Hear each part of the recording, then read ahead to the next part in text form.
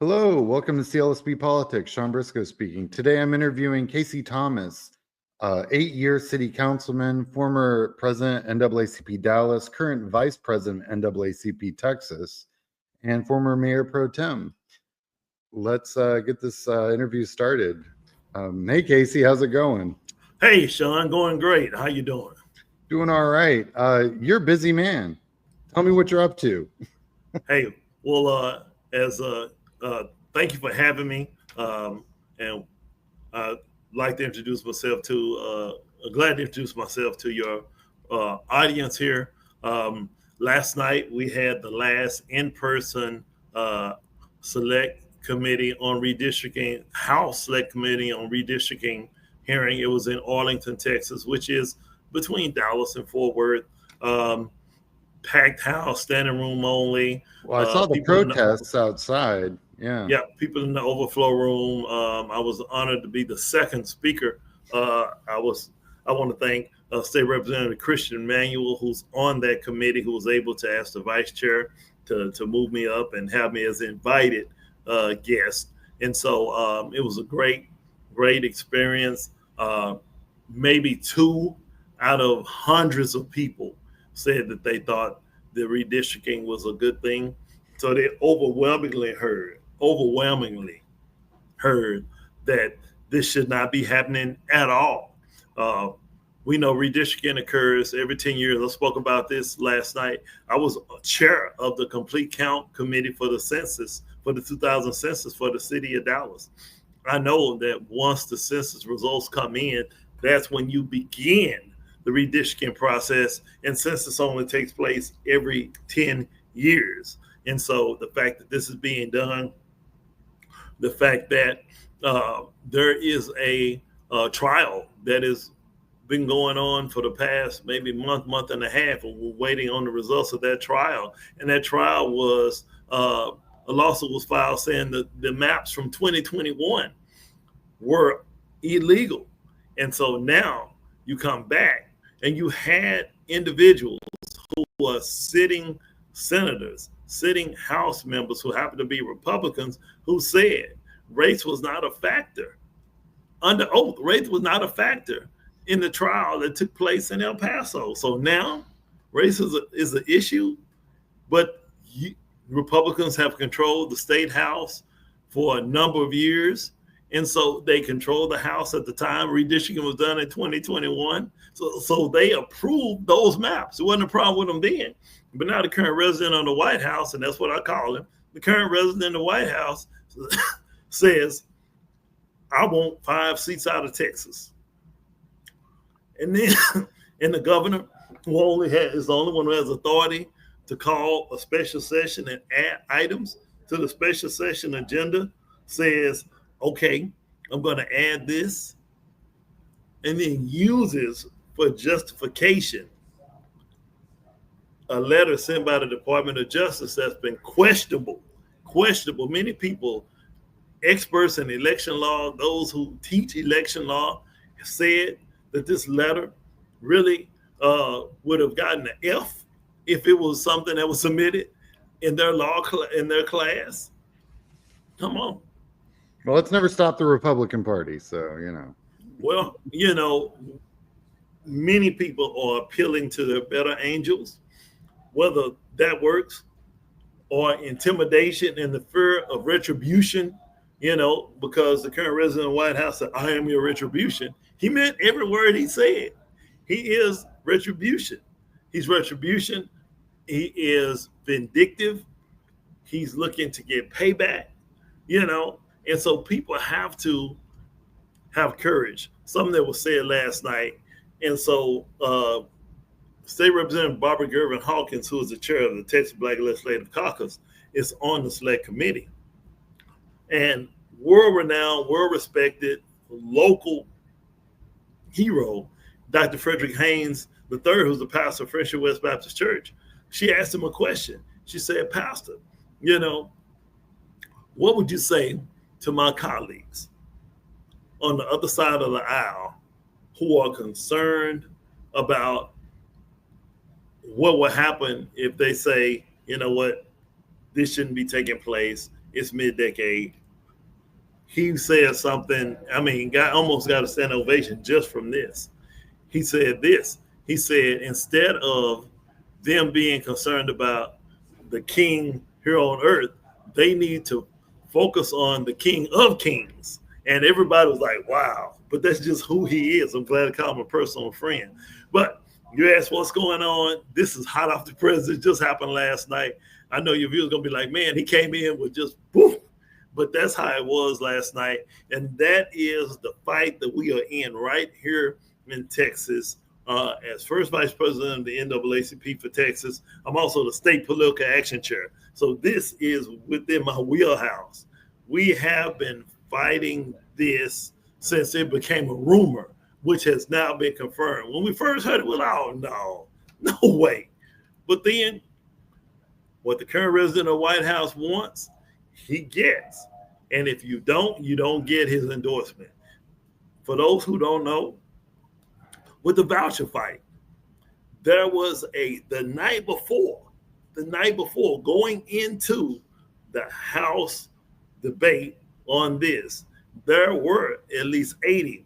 And in order to put anything on as a constitutional amendment or as a ballot issue, you have to get at least 100 votes. The votes were there for them to put that on the ballot to see if, as Governor Abbott said, this is what majority of Texans want. If this is what you say majority of Texans want, let's put it on the ballot. The votes were there. The very morning that they were about to go on the House floor, there was a House Republican caucus meeting. Governor Abbott was present, and the current resident of the White House phoned in, and it was made known to them, you know what? You go forward with this, you have my full support. He didn't even have to say if you don't, because he's black and white. He's either you with me or you against me. And it was simple. And they walked out and they all backtracked who had agreed to put it on the ballot. And it passed. At 4:30 in the morning, it passed. I stayed up till 2:30. That's 4:30 in the morning. That's when all the bad stuff happens. Yeah. So we're seeing a lot of that, and there's been a lot of reporting. I've read, like I said, almost every other article right now talks about the redistricting right now, and they're focusing, of course, in 3 congressional districts in Houston, and then one here, VC's here in Dallas. I know you know VC, and he was there last night. And so, can you speak a little bit about what? Say again. He was there last night. Yeah, I bet. Mm-hmm. And so can you speak a little bit about what maybe they directly talked about here in Dallas as far as what VC said? Did he have a chance to speak? Oh yeah, he definitely spoke. He spoke. Congresswoman Julie Johnson spoke. Congresswoman Sylvia out of Houston. 2 of the seats that have been targeted in the letter from the Department of Justice all spoke. And he wanted to make sure it was known that this is something that came straight from the White House. Mm-hmm. And the expectation is that those who are on that side of the aisle will walk in lockstep, because this is what he wants. And these districts, which have already been gerrymandered, will be gerrymandered even worse, with the intent of drawing him out of his district, or making his district almost a district where he almost can't get reelected.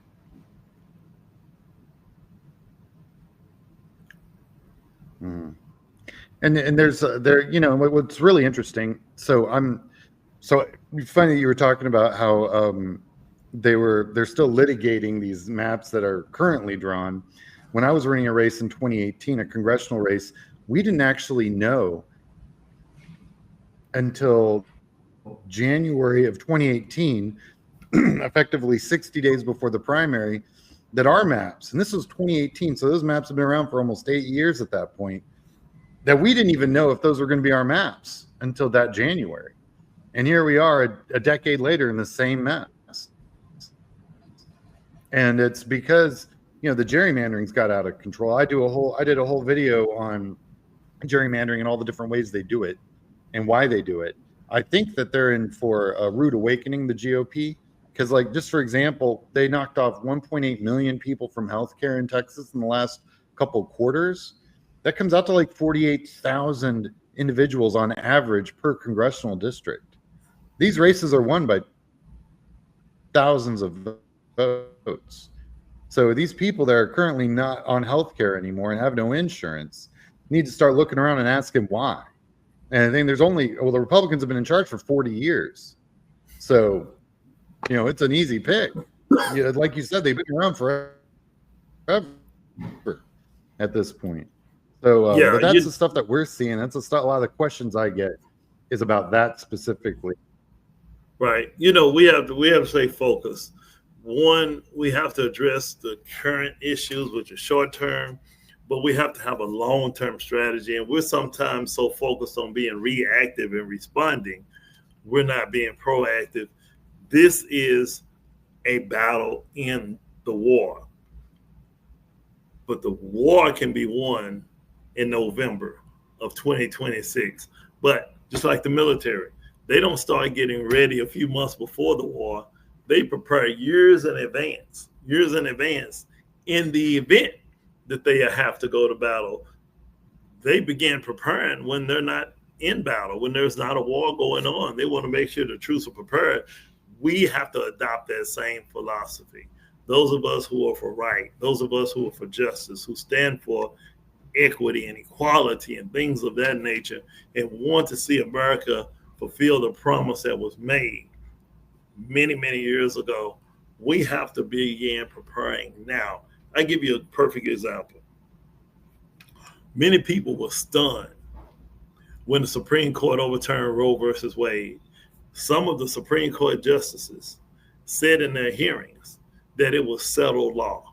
But when the opportunity presented itself to overturn Roe versus Wade, they did. They absolutely did. By sending it back to the states, especially in states that they know that were anti-abortion, they knew exactly what they were doing. And so I bring that up because from the day Roe versus Wade became law, there are organizations that began strategizing for this day, for the day in which they had a majority conservative Supreme Court, anti-abortion Supreme Court.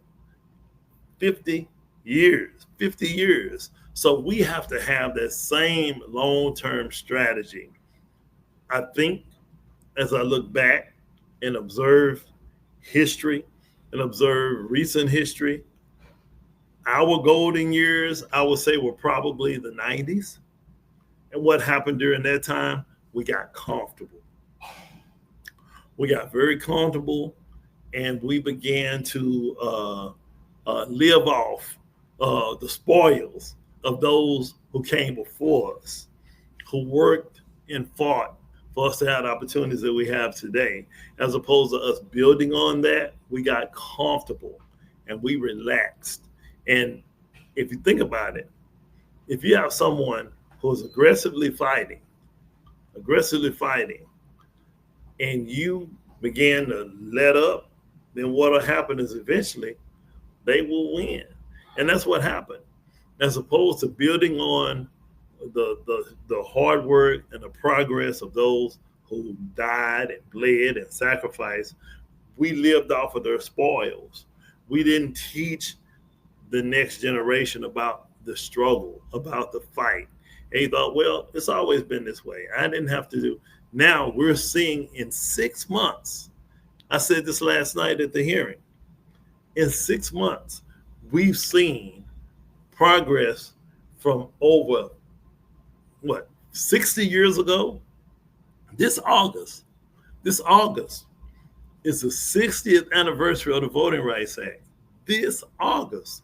And we've seen through executive orders and a Supreme Court that allows the current resident of the White House to be able to do almost anything that he wants to do.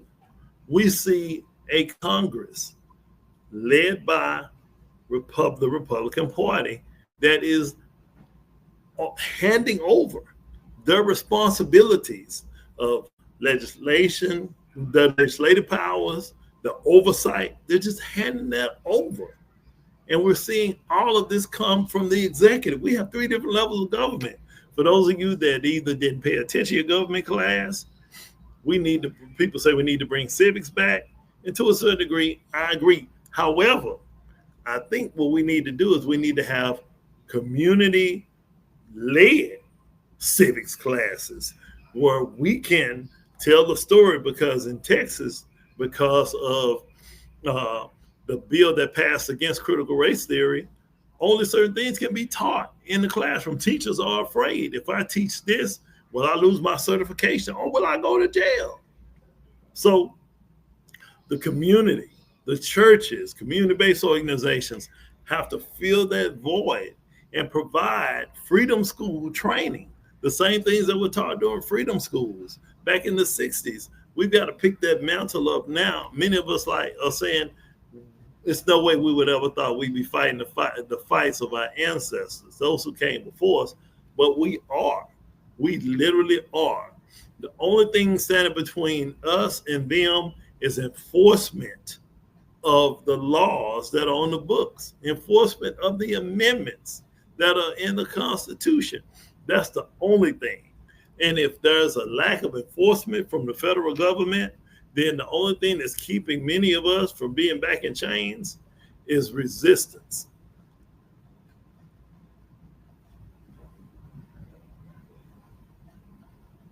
Exactly. And when I talk to a lot of candidates, I'm like, as you know, field programs, knocking on doors and all that stuff there's no magic wand. You got to build out your program. You got to build out your staff. You got to start building. And it's all I've been telling clients that I've got right now is start knocking on doors. Yeah, it's going to be 3-digit weather, but sorry, can't wait. We need to, and people always talk about what would it take to turn Texas blue? I get that question all the time. And I'm like, well, it takes about 4 million doors and about $500 million. You want to turn Texas blue? You got to play in 19 counties. This is a huge state. Some of those counties are 1,000 miles apart. It's a real undertaking, and people need to get real about what it's going to take to turn the state blue. And you turn this state blue, and there is no more Republican Party. This is the death nail. If Texas went blue, there'd be no more Republican Party. More people voted for Biden in Texas than voted for Biden in New York. Something I want to add to the $4 million and the door knocking is we can't start 3-4 months in advance. We have to start a year in advance. And if we start early and we're consistent, I sat down with the chair of the Dallas County Democratic Party. We had about an hour meeting. And I told him, I said, you have got to come up with a strategy and a game plan for year-round engagement. You can't just, when it's an off election year, you got to be engaged in municipal elections. When I say off, I'm talking about midterms and presidential. You have to be engaged in city council and school board races. I'm not saying endorse candidates. I'm saying you got to be out there, boots on the ground, and encouraging people to go and vote to a candidate of their choice, who in your case, preferably is a Democrat, but you want to make sure that you're out there on a yearly basis. The challenge that oftentimes we have is resources. You talked about the number of millions of dollars. Oftentimes, organizations that fund campaigns outside of political campaigns, PACs, other groups, organizations that are set up for funding grassroots community-based work, they do not provide funding in off years. They don't provide funding if there's not a midterm election or there's not a presidential election.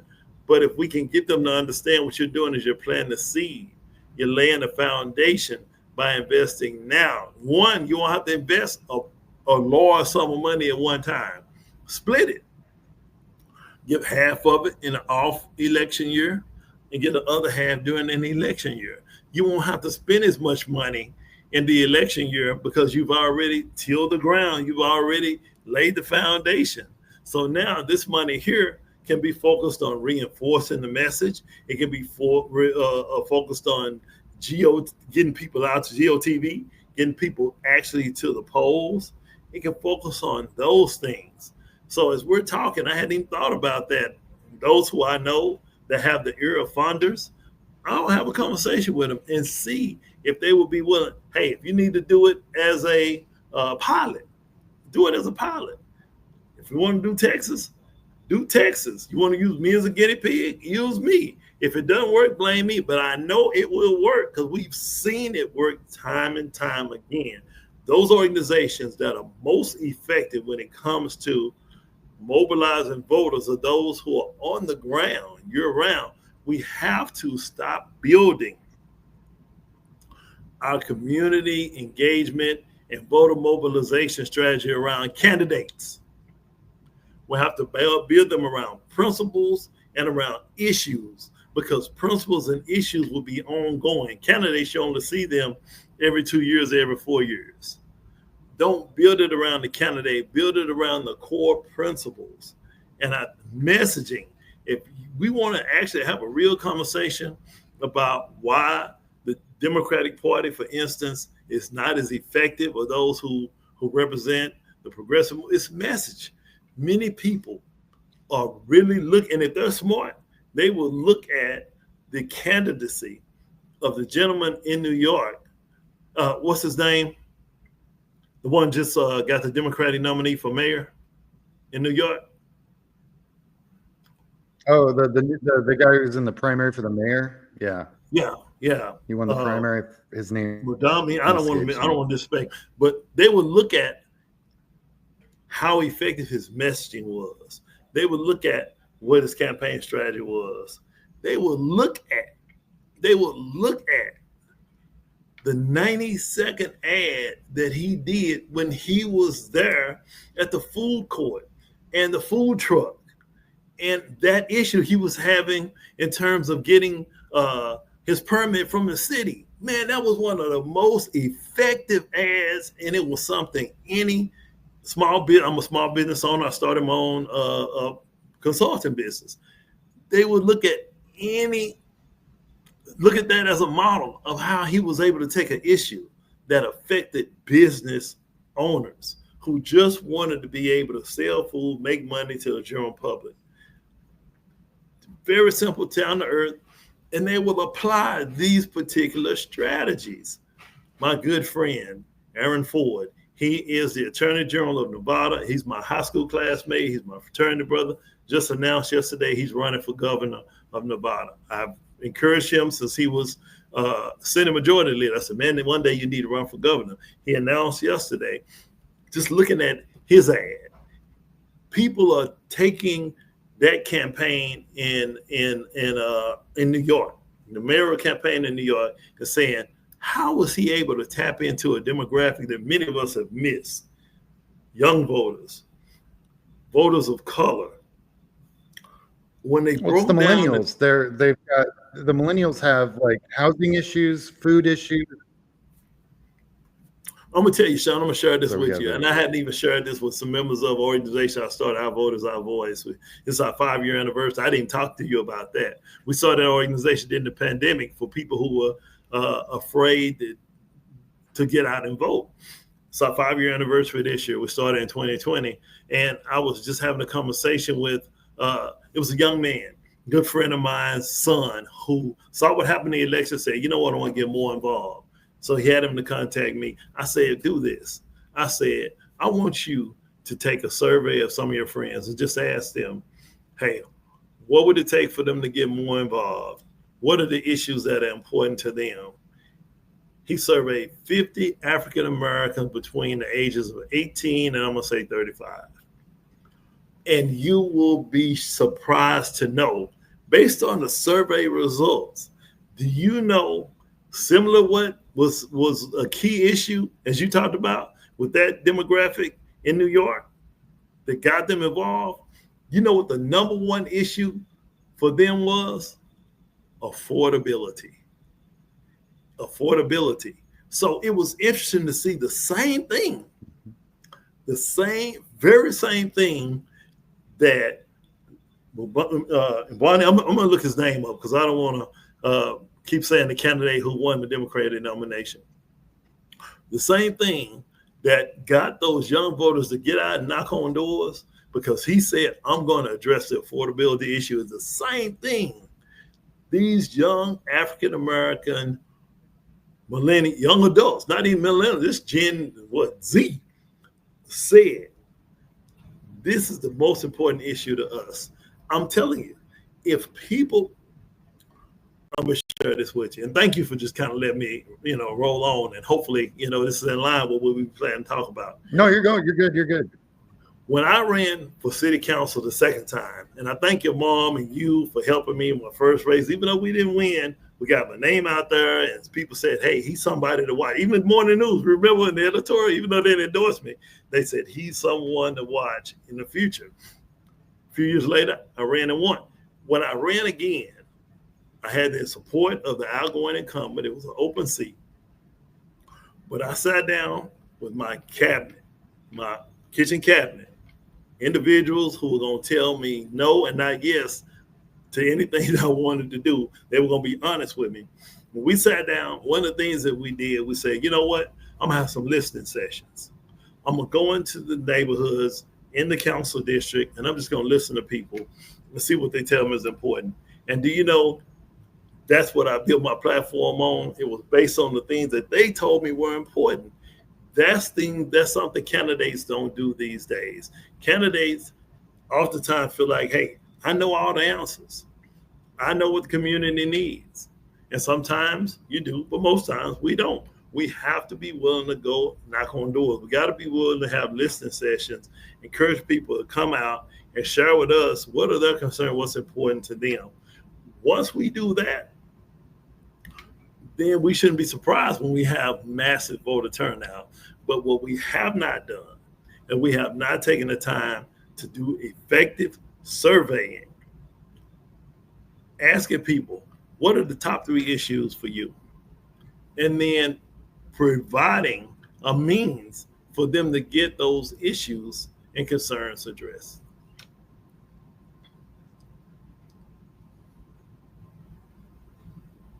That's it. That's what it's all about. That's literally what people need to start doing.